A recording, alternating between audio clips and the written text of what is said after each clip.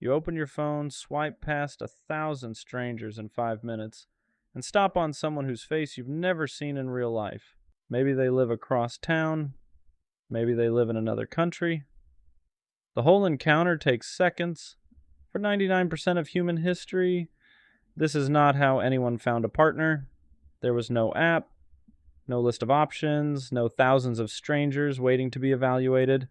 For most of your ancestors, the entire pool of people they would ever meet in their whole life was somewhere between 30 and 150. So how did they find anyone? The answer is stranger and more deliberate than you would expect. Let's start with what we know for certain. The British anthropologist Robin Dunbar spent decades studying primate group sizes and the human brain. His finding became famous as Dunbar's number. The cognitive limit on the number of stable relationships any human can maintain is roughly 150 people. For your ancestors, this wasn't a theoretical ceiling. It was the actual size of their world. The tribe you were born into typically had 30 to 80 members. The wider network of related bands you might encounter in a year topped out around 150. That was it. That was the universe of human faces you would ever know. And here is what makes finding a partner inside that world genuinely difficult. Almost every adult in your immediate band was a cousin, an aunt, a sibling, or someone you had known your entire life. Marrying inside that close circle is something humans figured out early was a bad idea. Anthropologists have documented that nearly every traditional human society on Earth has incest avoidance rules, even ones that never had contact with modern science. The pattern is called exogamy, the rule that you must marry outside your immediate kin group. Which left a problem. The available partners were the small handful of unrelated adults from other bands you might cross paths with in a given year. So how did people actually meet? The answer comes from anthropologists who spent decades living among groups still practicing something close to the original lifestyle. Among the Atkung of the Kalahari, the Hadza of Tanzania, and the Ashe of Paraguay, the pattern was nearly identical. Bands of 30 to 50 people moved across the landscape in seasonal patterns. Once or twice a year, when food was abundant, multiple bands would gather at a known meeting place. A waterhole, a fruit grove, a coastal point. These gatherings could last weeks, and during those weeks, an entire year's worth of social business happened all at once. Marriages were arranged, disputes were settled, stories were exchanged, and most importantly, young adults from one band met young adults from another. This wasn't subtle. The Daikung have a name for it. They call it the visiting time. The Ashe of Paraguay described their version of it to anthropologists Kim Hill and A. Magdalena Hurtado in extensive interviews. Young people walked for days, sometimes weeks, just to reach the gathering. Once there, courtship was open, public, and surprisingly competitive. Music was performed, dances were held, gifts were exchanged. And underneath all of it was a calculation. You might have only a few candidates in your entire lifetime. You had to pick well. But the modern image of two people falling in love and choosing each other was rare. In most documented foraging societies, the family was deeply involved in the choice. Among the Ashe, parents often arranged early betrothals, sometimes when children were still very young. Among the Kung, grandmothers were often the real matchmakers. They remembered which families had unmarried children, which lineages had reputations for cooperation, which young men were good hunters. The match was a community decision. The two people involved had some say, but the broader group cared because the match affected everyone. And here is where it gets stranger. Once a match was made, the courtship process itself often involved labor. The anthropologist George Murdoch cataloged marriage practices across 250 traditional societies in the 1940s and found that the most common arrangement worldwide was something called bride service. The young man would live with the bride's family for a period of months or years, hunting for them, building for them, proving his competence. Among the Ashe, this period could last up to 10 years. It wasn't a transaction. It was a long, slow demonstration that he could provide. Only after that period did the union become permanent. and what counted as permanent was also not what you might assume. The myth that ancient humans were strictly monogamous is wrong. So is the myth that they were promiscuous. The actual pattern documented across nearly every studied hunter-gatherer society is something anthropologists now call serial monogamy. Pair bonds formed, they lasted years, sometimes decades, and then often they ended, either through death, which was common, or through what the Tag Kung simply called moving on. A new bond formed, new children.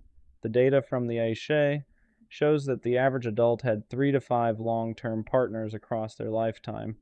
This rhythm is woven into your biology.